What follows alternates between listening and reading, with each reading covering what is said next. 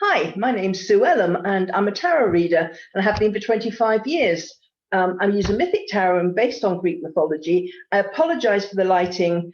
Due to schedules sometimes and a 5-hour time difference, sometimes I'm kind of in the London twilight going into dark. So, I said, apologies for the lighting, but I'm doing my best. Just listen in then. Our words are what matter, so, Yeah. I'm Carrie Beleno, intuitive Reiki master teacher and spiritual life coach. So I was just sticking my hand into the bin of words today, and I started to feel a message come through, which was, don't pick a word. You should be answering the question that's out there. That's what we were supposed to address. So as I'm starting to listen to what the question that's out there is, a card fell out for Sue. So, Sue, do you want to talk about that card quick? Yes, I mean, I've shuffled it back into the pack, but the card was a tower card. And the tower is about things leaving our lives. And this isn't in our control. We don't have a choice about it. The things that no longer work for us will disappear. And the important thing about the tower is not to hold on tightly to the things that are going. If you can go with the flow, because the things that no longer resonate with you, they will disappear from your life, and it will leave room for new things to come in. But the pain comes when we hold for dear life to the things that we want, but we haven't yet recognized aren't for us any longer. So this is a housekeeping card, a clearing out, which is very much what's happening at the moment, a massive Correct. clearing out. Correct. And I think that we should explore that a little bit. I want to address the fear paradigm that is out there right now, with all the narratives of fear, pandemic, especially in the United States with the election. There's all sorts of fear around what if this person wins, and what if he wins, and what if he loses.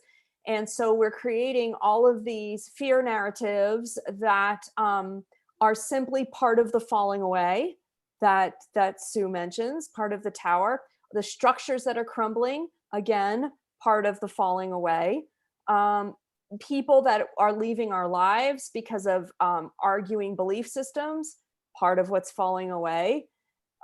We can't rebuild the new until the old falls away. It's impossible to, with where we're headed, it's impossible to create on a broken foundation. We can't build something new on a broken foundation. It has to be completely new. And I don't know what that tower card looks like exactly, but if it looks anything like the Leaning Tower of Pisa, that's kind of the picture I'm getting, that you can't have the Leaning Tower of Pisa and then think you're going to build a sturdy building on top of that foundation.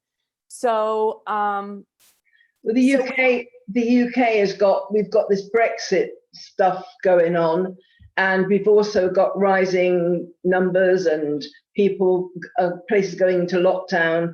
I mean, London's now gone into a tier 2 lockdown. Manchester's gone to tier 3. We've got protests, demonstrations, people saying it's all a plan, and so we've got so much division. So much division.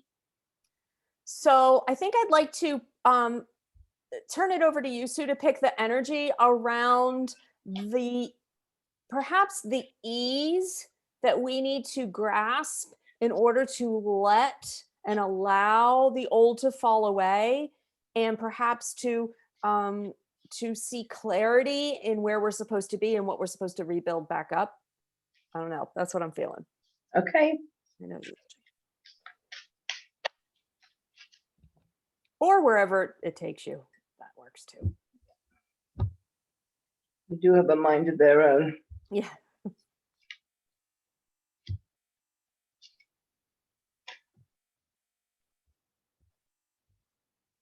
Okay. pretty clear message here. We're starting off with the, God, this is getting worse, the Two of Swords. Can you see that okay? Mm-hmm. Yeah, that's Okay. nice and bright. Maybe you need to move closer. But then my face, then we would only see your face. I don't want to frighten everybody. I said, "Ooh, look at Sue." This card, the Two of Swords, it's about conflicts. It's internal conflicts, but also, more importantly, answering this particular issue, it's not listening to other people. So everybody's going, you know, one person's talking, everyone else is la la la la la, I'm not hearing that. And then the other person's talking and it's la la la la la. So everybody's talking, nobody's listening. And I think this is one of the main problems we have.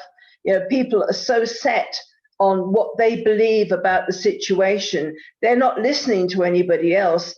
And it will take something really traumatic to actually get people's attention. You know, for and so for the virus, for instance, people don't believe it until they get it, or somebody they know gets it, or you know, or something comes to change in another way. For instance, maybe they got it, or people they know got it, and it was just like having a cold for a few days, and then they were fine. So their belief that people actually die of it, that doesn't work anymore. So there's so many different, again, scenarios here. But the Two of Swords is about conflict, is about not listening to what other people are saying, and not opening your mind up to other people's opinions. And I think this is where a lot of our problems are at the moment. There's just so many different opinions and nobody is listening to anybody else. What we need to do here is, we've got the King of Swords. What we need to do is make plans for the future. We need to just, you know, decide, where do we want to be in 3 months? Where do we want to be in 6 months' time? Again, the main thing here, we're talking, I mean, governments always do what they want to do until, you know, we have to change that so they actually start realizing they're serving the public, not the other way around. But, and I'm not talking just about your government and my government, it's governments around the world. Sometimes the power gets a bit too much for them. But with the pandemic, for instance, you know, do we still want to be in the same situation 3 months, 6 months' time?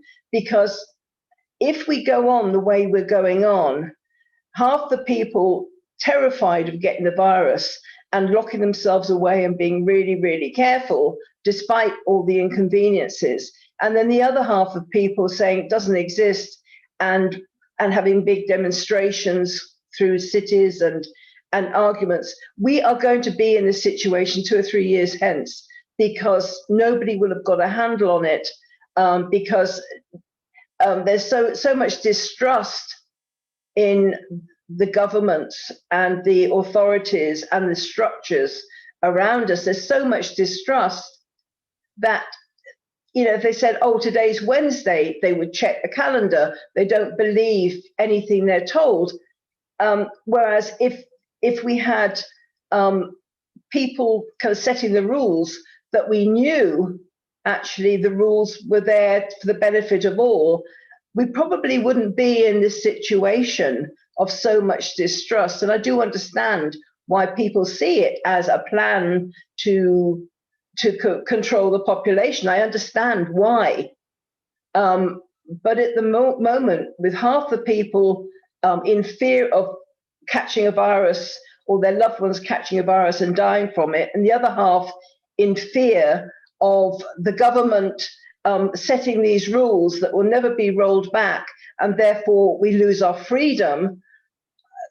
And neither side are really talking to the other. Each side think the other sides are idiots.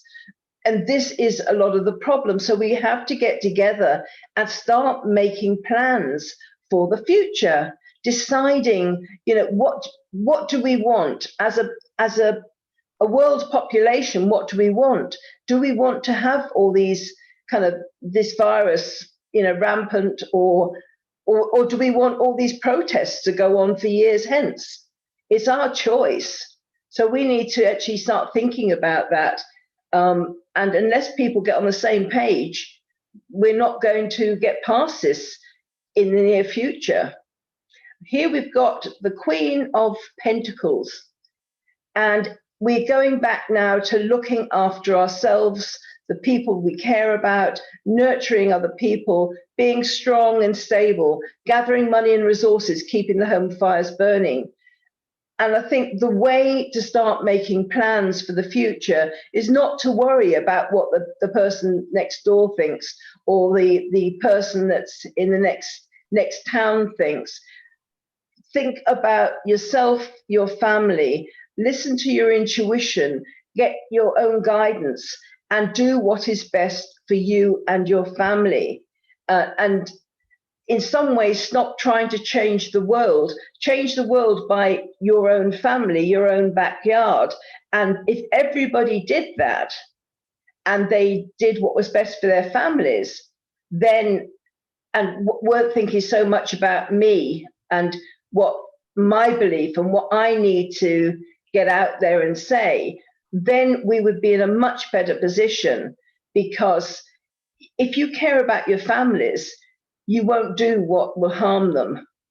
But if you're only thinking about yourself and the fact that you want to do this and you want to do that, then that is where the disconnect, the fragmentation comes, because you're not thinking about anybody else except yourself.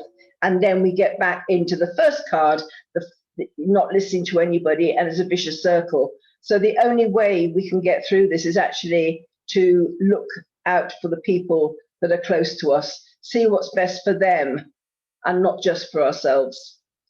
And those are the cards. I mean, what you just outlined completely is the fear narratives. I don't care which side you're on. If you either have fear of government control or you have fear of the virus, and either way, it's fear.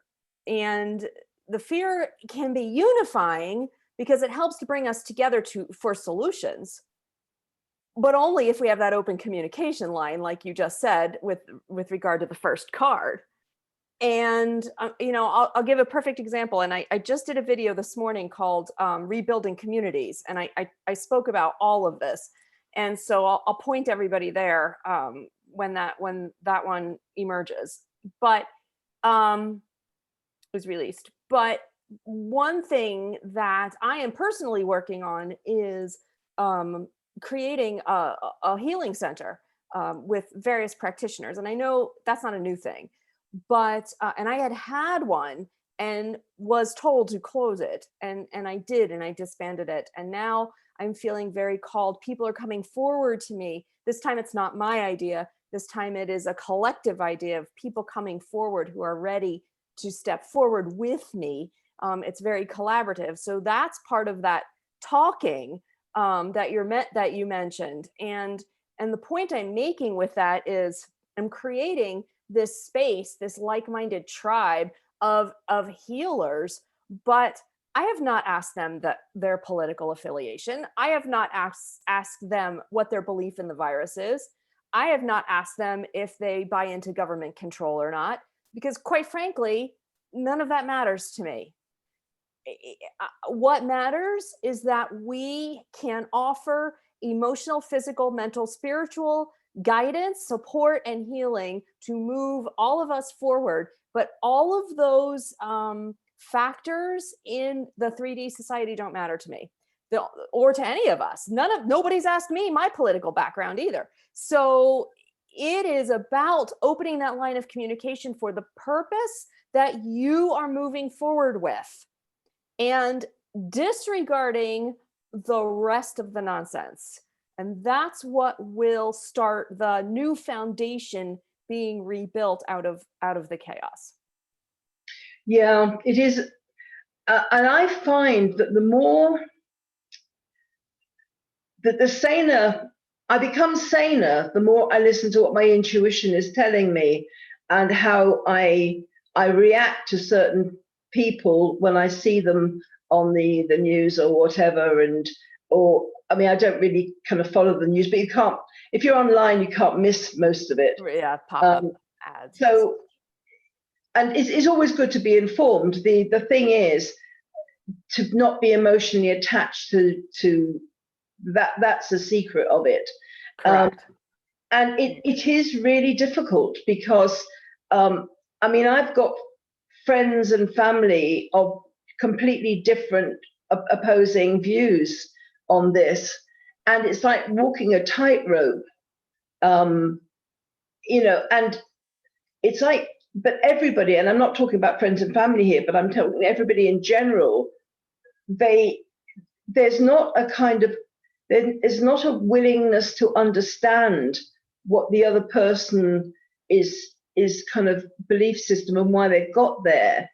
It's all about, well, you don't really understand, do your research, you know. And it's like, but if I was on their side, I wouldn't have to do any research. Mm-hmm. But if I'm on the other side, I need to do my research to see what's happening, you know. And so it's insulting in a way, you know. So people are insulting each other because out of fear, you know. And so that puts people's backs up, and they're less likely to. And it goes on and on and on, you know. So now we're coming into other lockdowns, and what can I say? Anyway. Well, I'm going to create a center, not afraid of COVID or government control. The end. I'll forge a new path. And I'm going to live my life according to what my intuition tells me. Correct. And if I feel safe to go out, I'll go out. And if I feel a bit dodgy, I won't. Right. And there you go. Anyway, that's me ranting. Maybe Carrie doing a bit as well. But it's tiring. I'm sure anybody watching this is as exhausted by all this as we are. It's just, and the further on it goes, there's much more. I mean, when it first started back in February, March time, people were making the best of the situation. There was a feeling of unity. Mm-hmm. This time it's different. There's a feeling of outrage and fury and added fear. So grab all of that, people, and let's create with that energy. Let's create something new with that energy. Something beautiful. Yes. Something fiery. Absolutely. Gorgeous. Yep. All right. Anyway, that's enough from me. Revenge for the day. Thank you so much. Make sure you comment below. We will be happy to do videos on any questions that you have, or reach out to us personally. Okay. Subscribe, share. Okay, and bye from me.